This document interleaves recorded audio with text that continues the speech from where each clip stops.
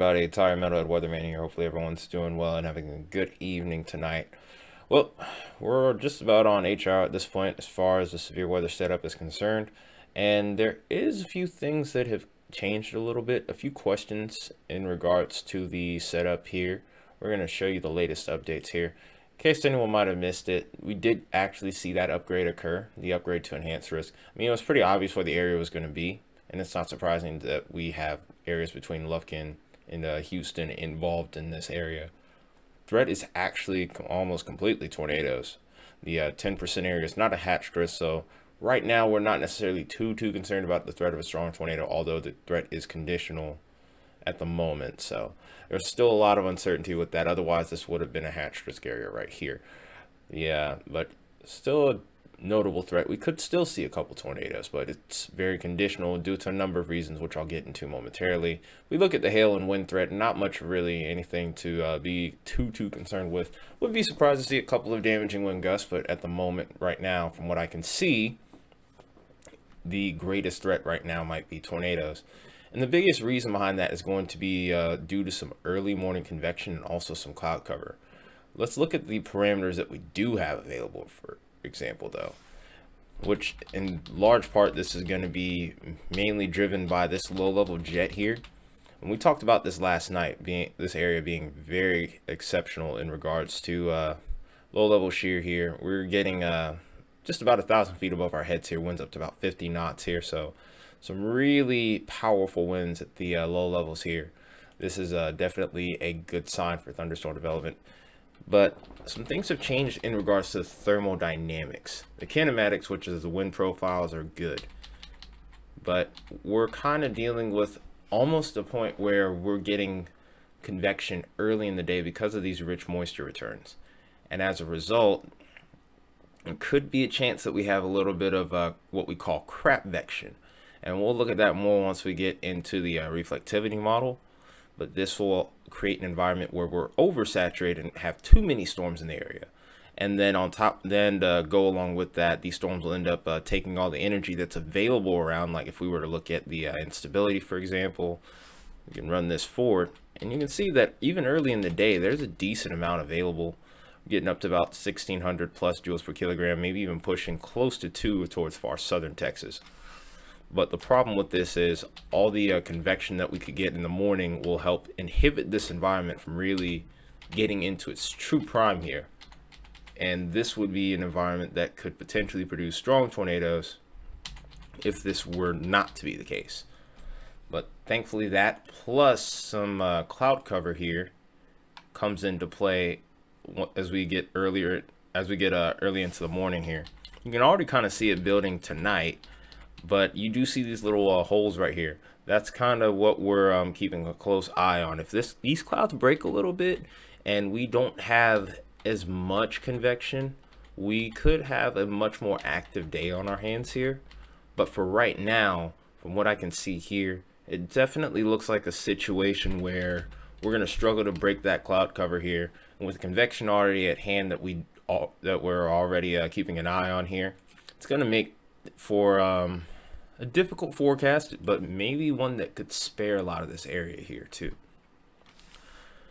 We look at the temperatures, and the clouds do have an effect on this. If we were to continue to look, we do eventually get some of that daytime heating in there, even though there's cloud cover, in large part due to just that moisture flow in general. But with as much potential as this setup can still have, even with this, I feel like there's still much more that it could garner. But these are some of the little incidentals, the unexpected changes that'll often happen when it comes to severe weather. You always got to keep an eye on these particular things. If we can see some cloud breaks here, it could get interesting very fast and very active as well. You can still see the 60s and 70s getting in here. If we can get to the mid to upper 60s, there's decent chance that we get some activity going here. If we were to look at the hodiographs here, just like from yesterday, you can clearly see that especially from 0 to 1 kilometers here, we have that almost near vertical jump here, so to speak, and eventually this does curve back down. But the fact of the matter is that low level shear is very strong.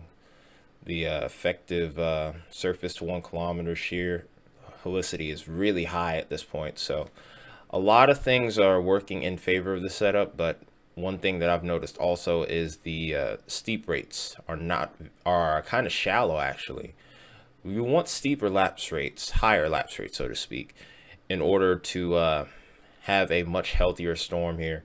And we're just not really seeing that. It's very well reflected, especially towards the lower levels of the atmosphere. Towards the mid levels, you could also tell it's not a very impressive environment as far as that's concerned. But even so, there's still a chance for tornadoes with this in spite of that. But like I said, those clouds break, we get slightly warmer temperatures, better moisture return. Any one of these things could make the environment more favorable, just as it can also inhibit the environment. So like I said, it's gonna be kind of more of a nowcast situation in regards to what ends up happening here. Not much has really changed outside of that. The time frame of this is still going to be leaning more towards the late morning, early afternoon for southeast Texas here. So guess we'll go ahead and take a look at the reflectivity model here.